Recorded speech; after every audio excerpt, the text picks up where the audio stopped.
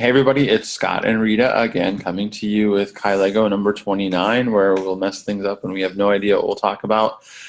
Um, but we're going to have fun and see what happens. So it's Kylego 29. So who wants to start? Do you want me to start, Rita, or do you want to Yes, start? please. You go ahead. Okay. Oh, I don't have my phone to time. Oh, See, I this do. is what happens. So, I oh do. good. You can have the timer again. Okay. So, Oh, do we want to try the conversational one? let's try that again. We Okay. haven't done that forever. So, Okay. how interactive do you want to be? Um, I think I'll just jump in when it's Oh, good. All right. I guess. Okay. Okay. All right. All right. So let's start this conversation. So I remember like last year, Rita, when you had talked a lot about wouldn't it be you picked up something like on this Facebook feed about when I was like thinking putting things in storage, and you're like, well, wow, that would be like great to put myself in storage for 6 months. And so I remember having a really good laugh about that, but also wondering what you were going to do. And so why don't you tell everybody what you did with putting yourself in storage? Yeah, that was interesting. That was like it turned out to be sort of really understanding the difference between this physical self and everything else that is me. And it was like a feeling of when something would come up, like a conflict or a resistance, I would just remember, oh yeah, well, I'm in storage, so I don't have to address this. And amazingly, things would just sort of settle out and work themselves out without me interjecting anything. And so when I came out of storage after 6 months, so that was in December. After the solstice, I came out of storage, and um, it was just like a whole different existence. I don't know if you noticed anything. If you Yeah, I totally. watch it. Yeah, I noticed a lot of just clarity just coming through with you. Like just the economy of words. I mean, you've always been very, very good with your words, but this clarity that came out of you, like out of this storage period where it was almost a little prophetic, but it was also very loving, and it was basically about how we are a collective of souls, but we have to like connect to each other on a soul level rather than on this ego consciousness level of the earth that's going on right now. And so by putting yourself into storage, you really tapped into that soul essence. And like this also helped me understand more about these cosmic landing pages that where I could actually, yeah. I was just laughing. It's I guess that's what you mean by me being good with words, which I I never think of myself, at least talking, being good with words, but I'm, I'm putting myself in storage. It's true, and you put yourself in storage, and then this magical things happen, and people have to solve their own problems. People had to Yeah, imagine that. people had to solve their own problems. People had to you know there became a little running joke like Rita's in storage, so I really can't come to her to ask about a situation or have her solve that for me. She can make a circle for me, and we can do that. But actually, beyond that, so she was like unavailable for the it was a loving kind of thing where it was like you are on your path. And just this Ellen of the Ways thing that always came through, and I always like would illuminate this story. She's in her storage, but this is the time where you get to take your own sacred path. And Rita, as Ellen of the Ways, gets to tell you this: your path is sacred, no matter which one you choose. And that was it. And you did get a lot of clarity when you came out of that storage time, where you really talked about what you learned by being really quiet and really kind of like putting this part of you in storage. My landing pages, it really helped me kind of like to kind of get more into this little realm of where these ideas of dreaming cosmic landing pages would come from, how they could come from like someplace in our subconscious, in this collective sphere that we are, without having to speak to this egocentric, earthbound, I don't want to say drama story, but sometimes it is. We don't have to speak to that egocentric drama story where we live here on earth. We can actually put our body in storage, put that chattery mind in storage. We can actually just become this essence of soul and essence of spirit in whatever mathematical form that it kind of shows up. And then we could connect in this cosmic grid together.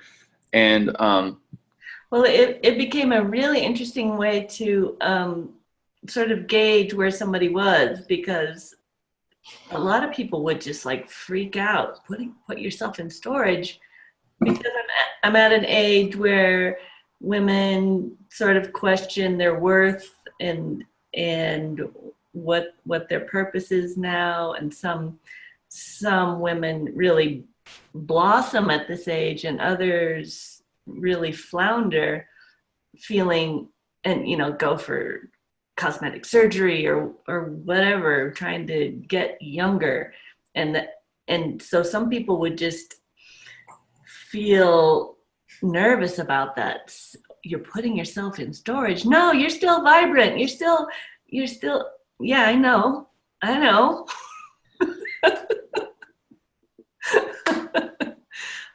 no, it's not that.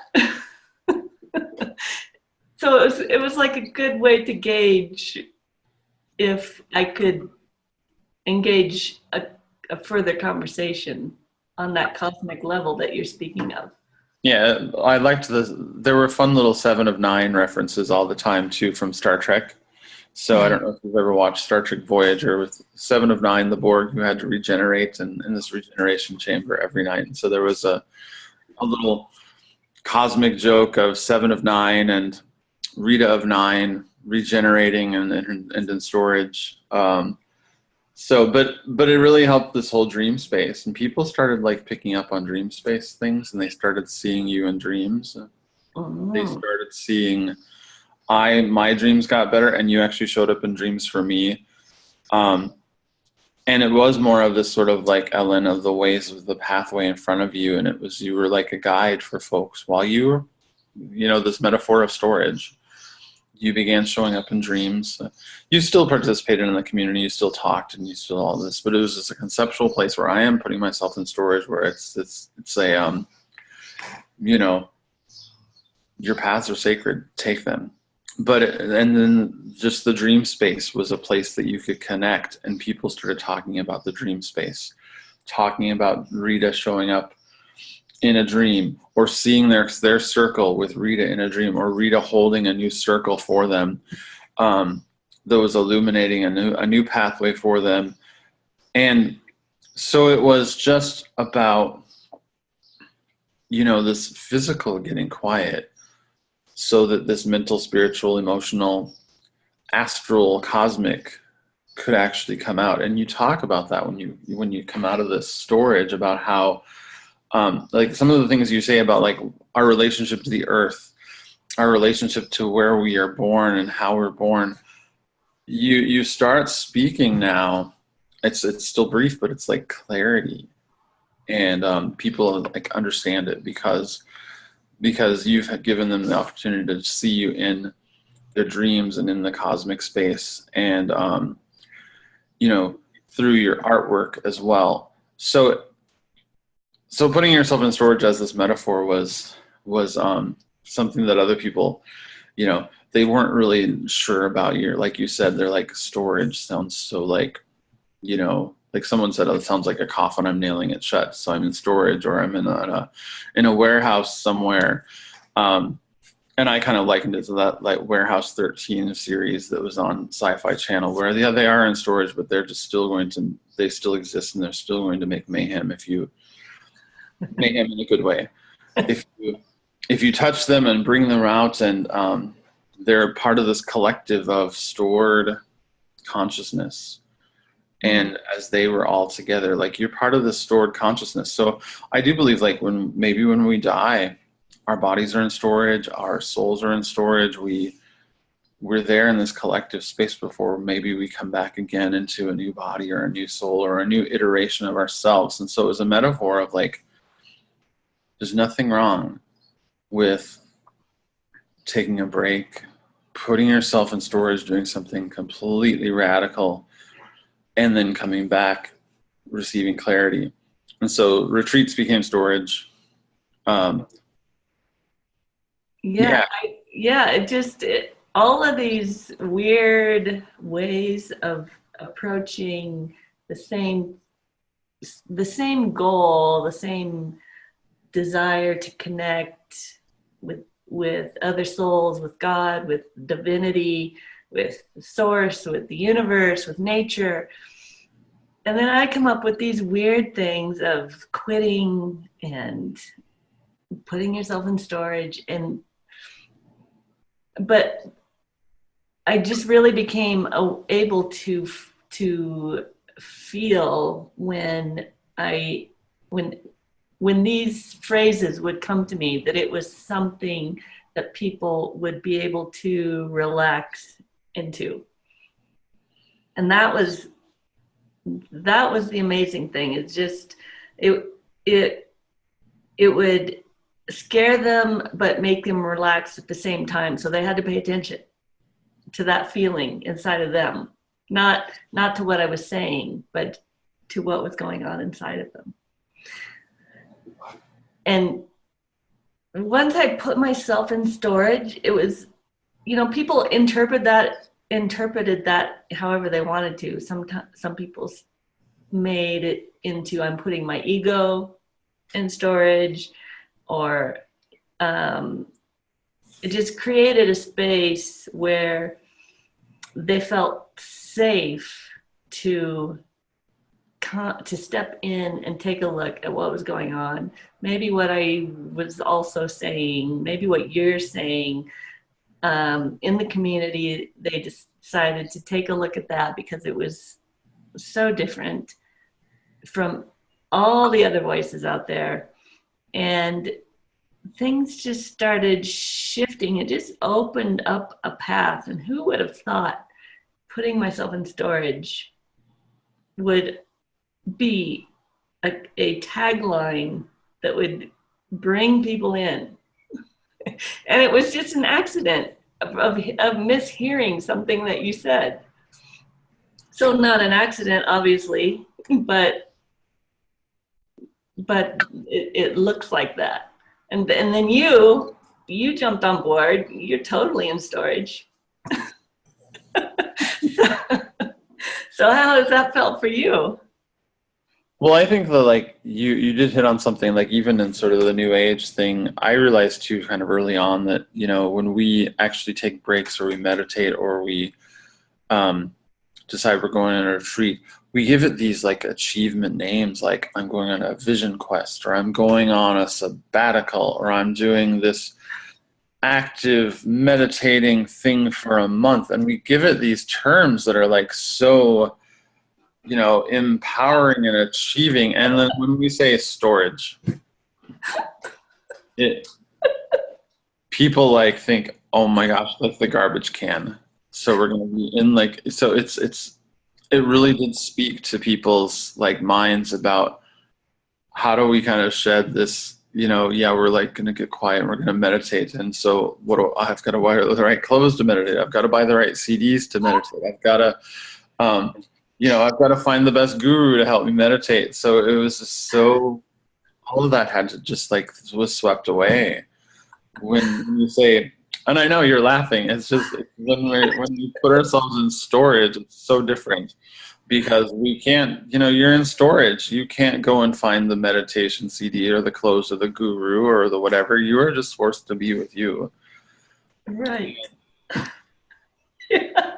And just hearing it, I don't know if it sounds funny to everybody else, but it's hilarious to me. And that's a wonderfully spiritual thing, comedy. Yeah, and so, go to the store and find storage bins and just laugh and maybe like, and then some people like to say, oh, I bought a storage bin and I drew a circle on it. That was another little fun achievement thing. People were so driven to, that's one thing I found is everyone is so driven that even they picked up in the storage thing and they're like, oh, I could put myself in storage. And then they started planning their storage. I even saw that somebody made a container for themselves, a little closet, and they're selling these closets for people to put themselves in storage. Okay, it's not exactly, but if it helps you get there, great. Right. And so it's so hard to escape this earthly realm of, we are made to create. I really do believe we're made to create. So and just that's that God source essence in us. We are made to create. We're part of the cosmos that's still big banging, exploding out.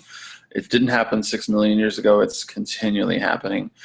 And so we have this need to create. So we have this inner, it's probably a godlike quality. We're made from essence and made from the source and universe, and so we're part of that. And so I think that's such a thing that people have, even biblically, and not to like be biblical all the time. Even biblically, it's like day 7 rest. Right. And when there was rest, there was rest. So imagine God putting him or herself in storage. So rest. I mean, yeah, you guys figure it out. You solve your problems. Let me know when you're sincere. Yeah, Yeah. or I'm resting and it's okay, Mm-hmm. and you're okay, Mm-hmm. and it's part of conditional love. You just the creator rests and loves. You can create bad things and I love you. You can do all of this and I love you. Yeah. But I'm resting and I'm in storage. And what a gift sometimes. I mean, I think that's when I realized that that's a gift. You can just be in a stored space and not have to react to someone, not have to express your opinion about something. They just have a space to be. They have a space to mess up. They have a space to be happy, a space to be sad. And when you're in storage, you completely allow that. And what a gift, because how many times do we get that in the world where people are just allowed because we put all these other things in storage, like our opinions, our politics, or our, right. And so that, yeah, it's a like you were relating it, I think, to the Star Trek thing. It definitely felt like, okay, I'm just gonna go recharge. So that's a very introvert thing. That's nothing new, but so it's a self-feeding thing, but it's also a gift, and it's kind of just about boundaries, really. Just really owning, this is me, and that's you, and you're free to do, just as you've been explaining. You're free to do whatever you want with your space, yourself. You can go in storage too, or not. and it also takes away that whole idea of, oh my gosh, my favorite guru Rita is on a vision quest, and so she's achieving all of this, and so I'm going to be just like her. When you say storage, I'm in storage.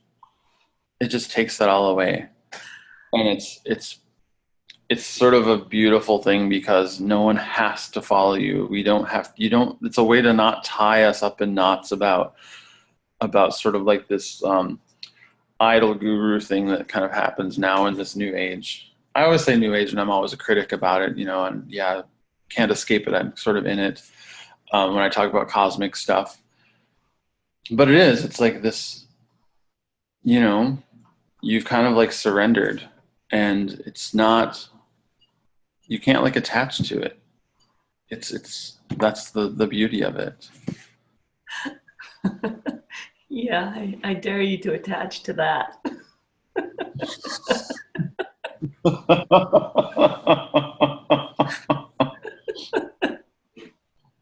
Yeah. And maybe you won't. Of course, you haven't aged, so there's a joke too. She came out of storage and she looks the same age. So little refrigerator storage container, put them in there, and it's cryogenics kind of thing. Right. So, who knew? yeah, that's a way to explore your longevity. Just put yourself in storage for 40 years, and you'll come out when you're 80, looking 40. Right. Yeah. Except in this case, you can come and go in and out however you feel like it. You're free to explore. You can be 80 and be 40 at the same time in two different realms. That like opens up a whole new thing about what's there in the storage realm. Right. What could be there in the storage realm for you? So. Well, let me tell you. All right. Yeah, I'm still discovering. It's endless what's there in storage. People think of just a little closet or a little contained. It's that fear, that claustrophobia fear, that always comes with anything new. But man, there's just so much in there, out there, up there, everywhere.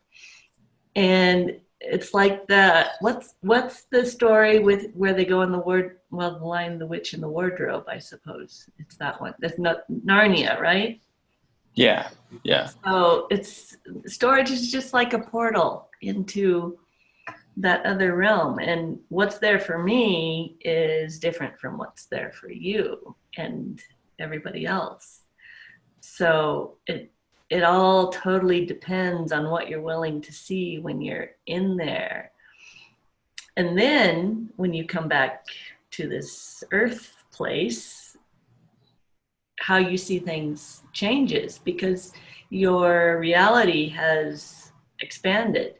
So you're seeing even more here than you ever did before. I already said this once today. It's like when the Spaniards came to the Americas and the indigenous people couldn't see the ships. It was just so far out of their reality, those ships on the horizon coming towards their land, that they couldn't see them. Suddenly there were people there, but they didn't understand how they had gotten there.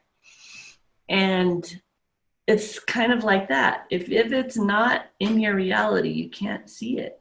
So the storage place is just, it can be the same for everyone, but you have to arrive from your own path, I think is what I'm trying to say. Well, there you go again. That's the arriving from your path. That's a good thing.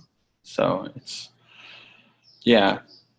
And makes me remember when you were in storage, like just a really epic kind of dream that I had about just following you. And I kind of like say following you into the storage space. So, but it was, for me, it was woodsy, it was snowy, it was full of animals, it was full of green beauty things within the snowy space. And so it was like all seasons that came and combined together. You know, all essences combined together. It was that kind of a storage space, and the air was crisp and clean. And it reminded me when I came back, I was like, you know, what could we do? This earth is so beautiful. And what can we do to bring that heaven space and that storage space back to earth? And it was just this whole shift for me of I wanted to be there so badly, but then I thought, you know, we have been given this gift here, and what can we really do? You know, we stay in home and we lock ourselves into our home storage, which is away from this beauty. And I don't know, that longing that I found when I followed you through the woodsy storage space really has affected me here on Earth again. And so it's I like going back to that in dreams, but I also realize that I have to bring that somehow here. I haven't figured that out yet completely, but I have to bring that part of the earth and that part that I tread upon in the storage space here. Yeah, and that's what we're learning is how to do that and what that even means, treading those two worlds and being able to relate what's invisible to so many people and making it visible, visceral, palatable, so that they can take one little tiptoe into it just to see if maybe it's safe. Oh, it's not safe though. It's just, I know. it's not safe. And that's the freeing part, is that it isn't this safe space. You know, it can crack you open, and that can get to be really you know, I remember coming back from that dream, and like the first few days it was hard, and it cracks you open because you see this great beautiful possibility and you aren't necessarily prepared for that. And so it isn't safe. And so it's kind of a metaphor even for this. Sometimes our group, it's like they see opportunities, they're cracked open, and they're like, oh my gosh, okay, they put themselves in storage in a different way. Yeah, I'm gonna go put myself back together. Back together. And you know, I had my little quit time and I'm okay now. So you know, and so it's not safe. But it's an awakening. You have to go to sleep to be awakened. So I guess it's going to the dreamland to be awakened. Mm-hmm. But it's yeah, I can't really describe it anymore, but it isn't a safe space, and that's beautifully not a safe space. Right. And when you allow it to not be safe, which it is not, somehow you come through and you feel held. So it's actually so much safer than when you were putting yourself together and holding yourself together. Yeah, I feel like I brought something back with myself there. Mm-hmm. There's a part of me that was there that I kind of brought back. And so I'm thankful and grateful that I have that part of me that, you know, you led me through the woods to see those things in my dream. And I brought a part of that back. And I brought a vision back. And that vision stays with me. And so that's a vision of me. I've always said this before. It's like whenever we see something that we long for, it's our soul in the future just talking back to us in the present tense. But this was totally different. This was like kind of the eternal essence of like what I felt was just love and valuable, woods and snow and leafy things that were beautiful. And I brought that back. And so while it wasn't safe and it was a little scary to come back, I feel a lot fuller. And yeah, the feeling of being held, that third presence that I've always talked about in the last year too, is just there. Yeah. So it's, you know, whether that's soul or ultra dimensional God source, it doesn't matter. I don't have to name that. It is there, and it's carried with me, and um, I'm a lot more solid. You Mhm. know, and yeah, of course, I still experience like strife and struggle in this earthly realm, but Not really. I'm, not as no, not. I watch you. No, I have, Okay, yeah, you can let that go. all right. Those So words. yeah, maybe I can. I do. There's some things, but it's okay. This because I can feel things, Hmm. Right. and So it's not strife. It's just feeling. yeah. Hmm.